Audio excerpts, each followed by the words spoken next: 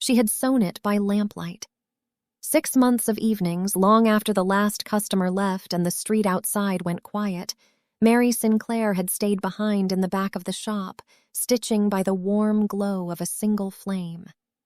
Ivory Duchess satin, hand-embroidered wildflowers running along every seam, each petal copied patiently from the worn sketchbook her mother Helena had left behind. Pearl buttons down the back, small as seeds that caught the candlelight and held it. It was the most beautiful thing she had ever made. It was the only thing she had ever made entirely for herself. It was gone. The wardrobe stood open, the silk hanger bare, and Mary stared at the empty space with the kind of stillness that comes right before something breaks. Her wedding was in 6 hours. The chapel bells would ring at noon. The guests were already traveling. Her fiancé's family from the eastern provinces, her neighbors from Crow Street, the women from the guild who had quietly admired her work for years and never said so aloud. And she had nothing to wear. She already knew who had done it before she reached the bottom of the stairs. "I burned it," Vivian said from the parlor doorway. She did not look up from the pearl bracelet she was fastening at her wrist. Her voice was flat and efficient, the voice of a woman who had spent 10 years delivering damage in a reasonable tone. It was common. A Sinclair bride does not walk down the aisle in something sewn in the back of a shop. "That dress," Mary said carefully, "was my mother's design. I sewed it from her original sketchbook. I have been working on it for 6 months." "Your mother has been dead for 10 years. Vivian finally looked up. "I am your family now, and I will not allow you to embarrass this household." Mary stood very still. It was not the first time. There had been the portrait, her mother's portrait, gone from the wall the first winter Vivian moved in, never explained. The silver locket sold to a merchant on the South Road, the letters from her mother's old friend in the capital, intercepted and returned unopened, the seals unbroken in a way that meant they had never been meant for Mary to receive. A decade of small erasures, each delivered in the same flat, reasonable voice. This was simply the largest. Mary turned and went back upstairs. She sat on the edge of the stripped bed and looked at the bare wardrobe and did not cry. She had learned early that crying in this house cost more than it gave back. Then came the knock at the front door. She heard Vivian's heels in the hallway. Then silence. Then, and this was the part that made Mary rise from the bed, the sound of Vivian's heels retreating. Quick, almost hurried. Vivian never retreated. If this already has your heart racing, you are not alone. Keep watching. He stood in the entrance of the house as though he had been there before and found it unremarkable. Plain traveling clothes, dark, well-made, not a single crest or insignia to mark him. 2 aides stood behind him, holding a large garment box wrapped in black silk ribbon. His eyes found Mary the moment she appeared at the top of the stairs, and they held, gray, steady, and entirely unimpressed by the grandeur of the entrance hall around him. "Mary Sinclair," he said. Not a question. Yes," she said. He held out the box toward her. One word. "Put it on." Vivian stepped forward from the shadow of the parlor doorway. "I beg your pardon, this is a private—" The man looked at her. Once. A single, unhurried glance that said everything and required nothing in return. Vivian stopped mid-sentence. She did not finish it. She stepped back. Mary had never seen anyone make Vivian step back before. She took the box. Alone in her room, she lifted the lid. A ivory silk underlaid with hand-cut lace, and along every seam, wildflowers, her mother's wildflowers, the exact sequence of petals, the precise angle of the stems, the small, curling leaves that Helena Sinclair had drawn from memory every time, never quite the same twice. Mary had the original sketchbook hidden under a floorboard. She had looked at those drawings so many times she could have reproduced them blindfolded. Someone else had reproduced them, perfectly. She did not ask how, and she did not ask why. She simply put the dress on. It settled around her shoulders and fit as though it had been made for her. Because, she would later learn, it had been. When she came back downstairs, the aides were gone. Vivian had not reappeared. The man waited at the foot of the stairs, unhurried, as though he had all the time in the world and had chosen to spend a portion of it here. He offered his arm without ceremony. Mary took it. They walked out into the morning light together, and she did not look back at the house. Did she make the right choice?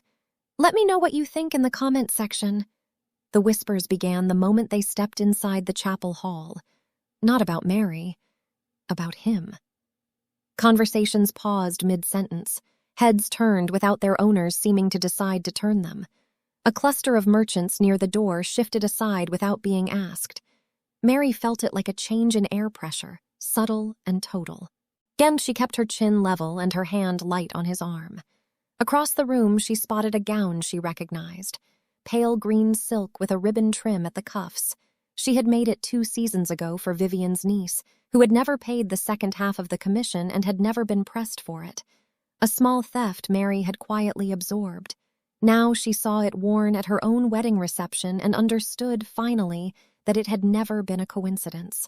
None of it had. The reception moved around her in a pleasant blur of toasts and good wishes. Her fiancé's family was warm and genuine. The guild women found her and said what they had never said in the shop, that her work was the finest in 3 counties, that Helena would have been proud, that the wildflower seams were extraordinary. Mary was smiling when Vivian crossed the floor. 300 people. She came anyway. She took Mary's arm. Her grip precise and practiced, and lowered her voice. "Ye, come with me. Now. This has gone far enough." Mary looked down at the hand on her arm. Then she looked up. 10 years collapsed into a single moment. The portrait, the locket, the letters, the burned dress, and every small reasonable cruelty in between. She did not lower her voice. "You burned my mother's dress this morning. 6 months of work, because you could not stand to watch me choose something for myself, the way you sold her locket without asking, the way you returned her letters unopened, the way you have spent 10 years making certain I never forgot that I was a guest in my own home." The room went silent. Not gradually, all at once, as though someone had lifted a needle from a record. "Mary, I am finished. You have no authority over me. You never did." Vivian stood very still.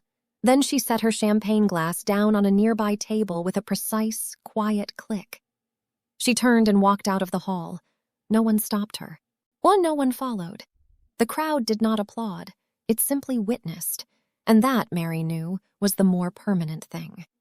The man had not moved from his position slightly behind her throughout. He had not intervened. He had simply stayed. She finally said it, out loud, in front of everyone. Share this with someone who needs to hear that it's never too late to reclaim your voice. And keep watching. The truth about who he is changes everything. And she found the terrace by instinct, a stone balcony off the east corridor, quiet and cold, overlooking the garden below where lanterns had been strung between the elms for the occasion. The noise of the reception softened behind the glass doors. Mary stood at the railing and let the night air settle around her. He appeared after a few minutes. He leaned against the railing beside her and looked at the lights below, not at her. That small courtesy made it easier to speak. "You knew," she said. "Oh, about the dress, my mother's patterns. You had the exact wildflower sequence from her original sketchbook. I've never shown that to anyone." "I know." "How?" He was quiet for a moment. Then, Helena Sinclair's work was known across 3 provinces. When she died, a set of her original pattern books came to the Northern Reach Royal Archive. I kept them, not because they were valuable, though they are, but because the work deserved to be preserved. Mary looked at him then. He truly looked, past the plain clothes, past the quiet authority she had mistaken for wealth, past the way rooms tilted toward him. "Who are you?" He turned to face her. "John Aldrich, Alpha King of the Northern Reach." The title landed like a stone in still water. She had been holding his arm all morning. She had walked into her own wedding reception on the arm of a king and not known it. "You came yourself," she said. For a dress. Not for the dress. His voice was steady and without performance. I had been watching your work for months. Every commission that left your shop. The quality of the craft, yes, but also who you were when you worked, what you were willing to make, and for whom. What you absorbed in silence that you should never have had to absorb. He paused. The daughter who spent 6 months honoring her mother's memory deserved to walk down the aisle in something worthy of that. She deserved to be seen. The lanterns below seemed brighter. The night air felt warmer than it had a moment ago. He offered his hand, palm up. A question, not a command. She looked at it for a moment. Then she placed her hand in his. Warmth moved from her palm up her arm and settled somewhere deep in her chest, certain and quiet like something that had been waiting a long time to arrive. She did not pull away. Neither did he. They stood like that. Two figures on a stone terrace with the city spread below them, neither speaking. Everything decided without words. 3 months later, the atelier faced south. Mary had chosen the building for the windows, tall, wide, the kind that caught morning light at 9 and held it until 4.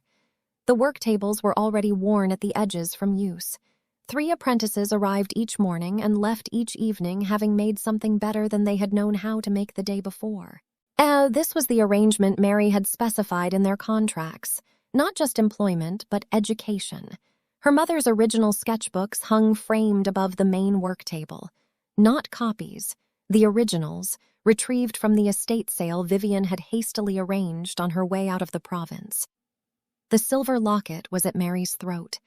The portrait of Helena Sinclair hung on the wall beside the door, so that it was the first thing Mary saw each morning when she came in.